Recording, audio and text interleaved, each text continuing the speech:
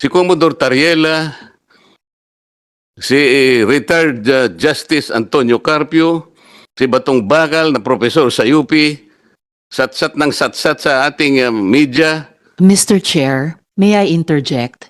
I am not yet finished, Mr. Chair. I will request with the indulgence of the Let me finish. Senator Let me Marcoleta, finish. just I want to finish interject. my statement.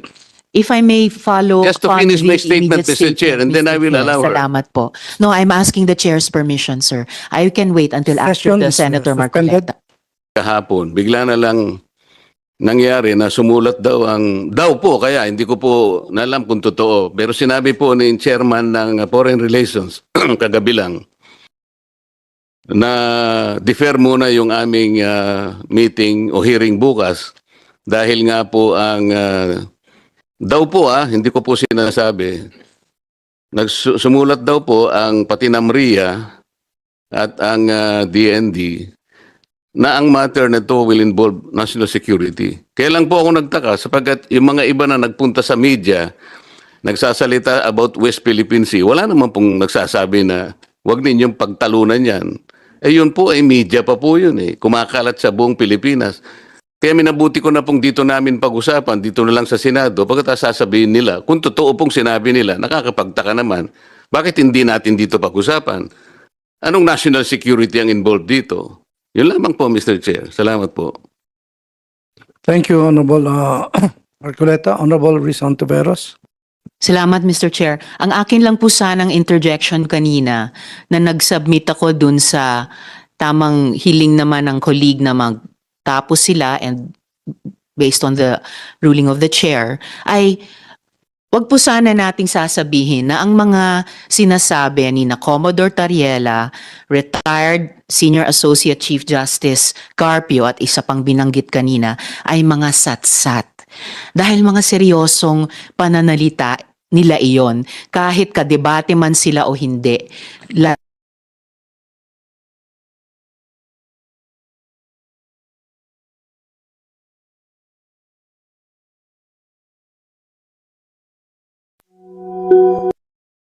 po ba ninyo kung bakit ko Honorable ginamit? Marcoleta. Alam po ba niyo kung bakit ginamit ko yung satsat? Hindi ko lang po alam kung ano ang pagkakaintindi po ng ating kasama ron. Pero yung satsat po, walang implication na masama yun. Kaya ko po ginamit yung salitang satsat.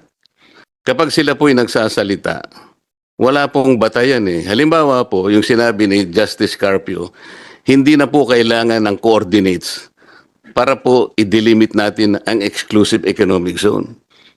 Mali po yun Magkakamali po, pati ang mga taong bayan maniniwala sa kanya sapagkat dati siyang magistrate ng Supreme Court. Mali po yun Ang dami pong babanggain na artikulo ng UNCLOS pag pinilit niya yun. Pati po yung mga pasabi, regular na reminders po ng opisina ng UN Secretary General. Kaya ko po sinasabing satsat. Yun naman pong profesor sa UP. Ano pong pinagsasasabi niya? Nag-submit na raw po ng mapa ang NAMRIA sa United Nations.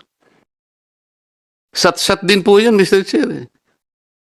Kahit nga po ngayon dito, matutukoy natin, i-open lang natin ang website kung alam po nung professor ng UP na wala tayong sinasubmit na mapa. Alam po ba niyo kung pinapakitang mapa ng NAMRIA?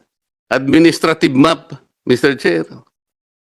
Ang administrative map only shows the political subdivisions of our country, regions, mga probinsya.